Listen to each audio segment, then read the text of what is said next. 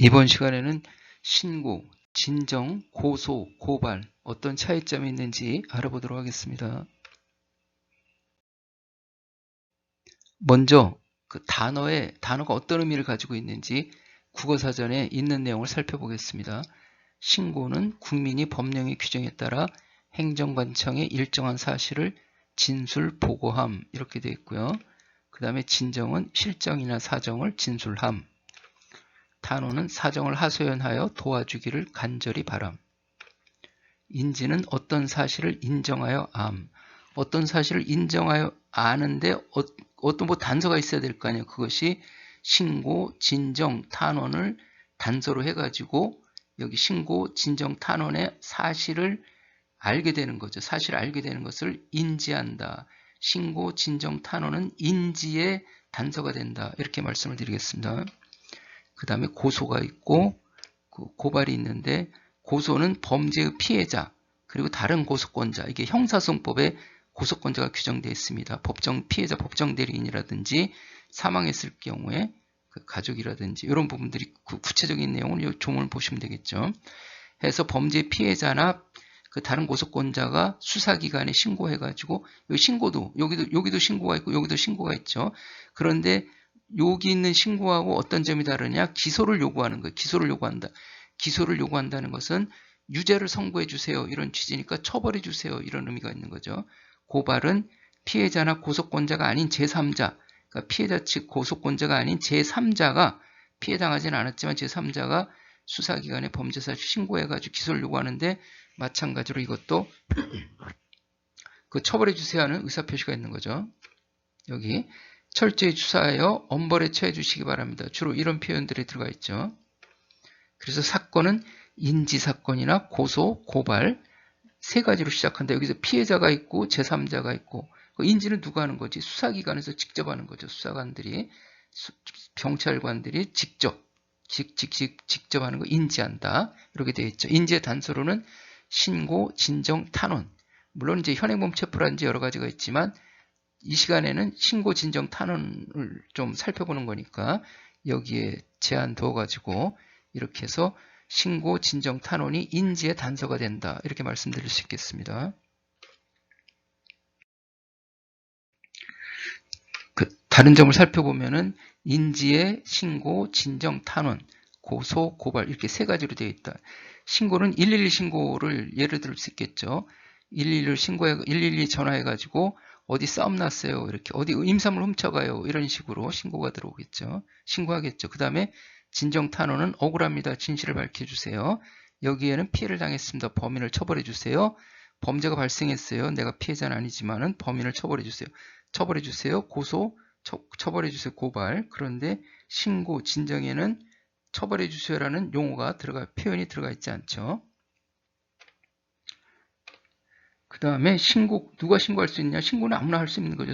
지나가다 싸움이 발생했습니다, 아무나 신고하면 되는 거죠.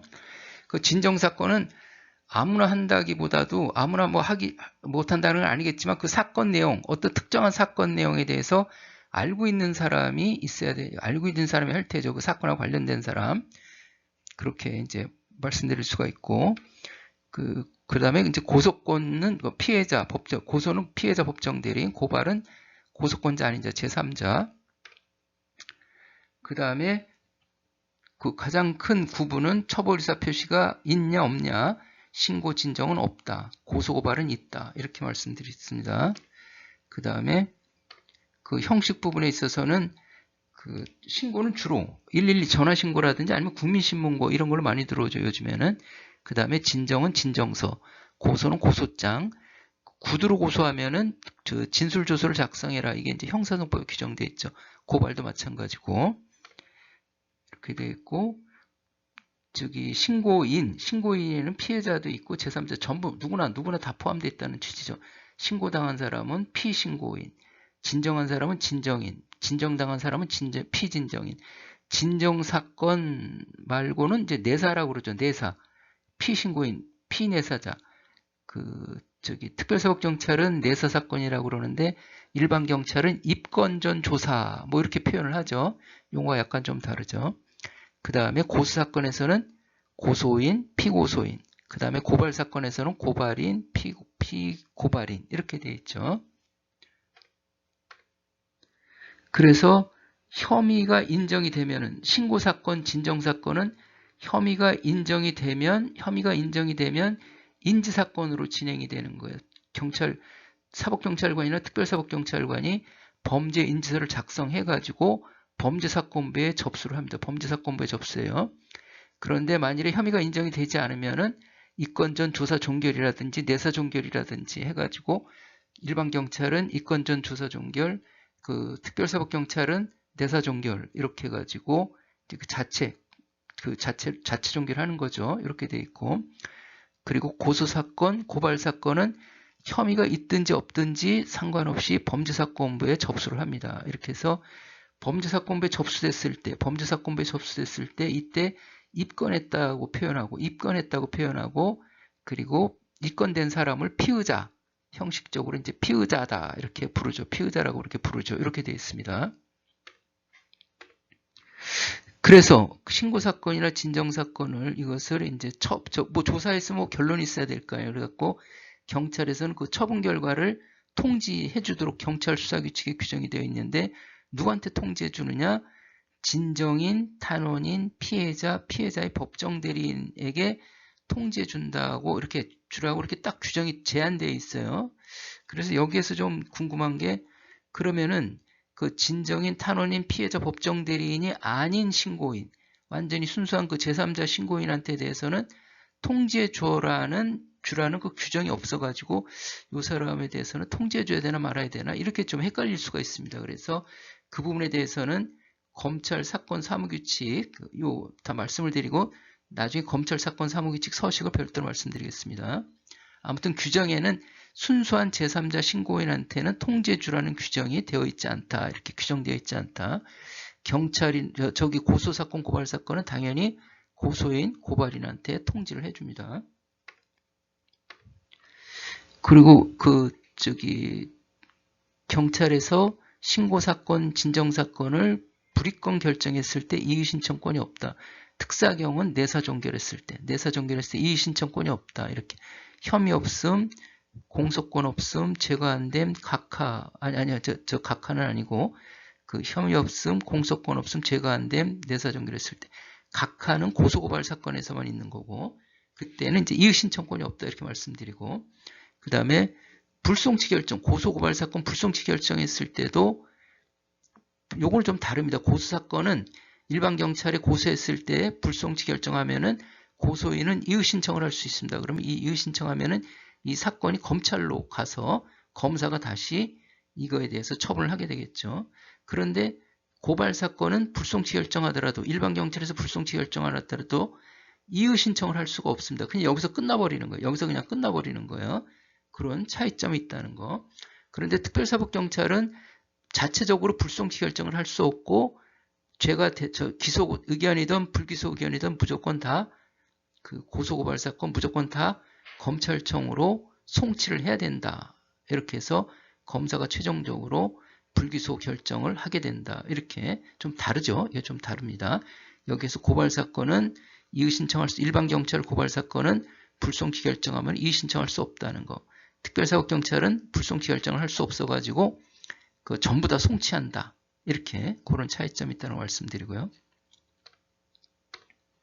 그리고 이제 검사가 처분 결과 통지를 하는데 고소사건이나 고발사건은 형사소송법에 검사가 처분하면은 고소인에게 고발인에게 통지하도록 되어 있습니다. 그런데 검찰 사건 사무규칙에 보면은 검찰에 신고한 사건, 검찰에 진정 탄원한 사건은 검찰에서 처분 결과를 통지해 주는데 경찰에 신고한 사건, 경찰에 진정한 사건이 검찰로 넘어가가지고 검찰에서 처분했을 때 통지해 주는지 인지사건으로 넘어가게 되겠죠. 통지해 주는지 그게 좀 문제가 될 수 있는데 실무상 보면은 대부분 통지는 해주지 않는 것 같습니다. 이렇게 그런 점에 대해서 좀 유의를 하시면 될 거고요. 여기에서 검사 처분 결과 통지한다는 것은 경찰에서 송치 결정해서 넘어온 사건, 특사경이 송치한 사건 전부 다 포함되겠죠. 이렇게 되어 있습니다. 그 다음에 여기 신고, 진정에 대해서는 종결하더라도 항고권이 없다. 그리고 고소사건은 항고권이 있다. 그런데 고발사건은 여기도 항고권이 있죠. 고발사건도 항고권이 있어요. 그러니까 이런 경우에는 일반 경찰에서는 송치결정, 즉 기소하겠다고 이제 넘어온 사건인데 검사가 불기소 처분했다든지, 특별사법경찰이 기소 의견이든 불기소 의견이든 송치했는데 불기소 처분했을 때, 이때는 이제 항고권이 있는 거죠. 이때는 항고권이 있는 거예요. 검찰로 넘어가면은 고소나 고발이나 항고권이 있는 거다. 그런데 경찰은 불송치 결정하면 고발 사건은 아예 검찰로 넘어오지를 못한다. 그런 좀 차이점이 있는 거죠. 그리고 검찰 사건 사무규칙에 보면은 진정인이 진정서라든지 아니면 말로 한다든지 조서에 처벌 의사가 표시되어 있다면, 처벌 의사를 표시했다면은 항고권을 인정해줘라. 이렇게 검찰 사건 사무규칙에 규정이 되어 있습니다. 항고 기각했을 경우에 고소 사건은 재정 신청을 할 수가 있고 법원에 하는 거죠. 이거 항고는 고등검찰청이 하는 거고, 그 처분청 통해 가지고 재정 신청은 법원에서 이렇게 하는 거고, 그 다음에 고발 사건에 대해서는 항고 기각하면은 고소와 같이 재정 신청하는 게 아니라 재항고를 하게 되어 있습니다. 대검찰청에 재항고를 하게 되어 있어요. 다만 일부 범죄, 뭐 수사기관에서 독직 폭행이라든지 이런 부분에 대해서만, 극히 일부 범죄에 대해서만 재정 신청권이 있고 나머지는 전부 다 재항고, 대검찰청에 재항고할 수 있다. 이렇게 되어 있다. 이렇게 말씀드립니다. 그래서 여기 인지, 고소, 고발의 차이점은 이와 같습니다. 그리고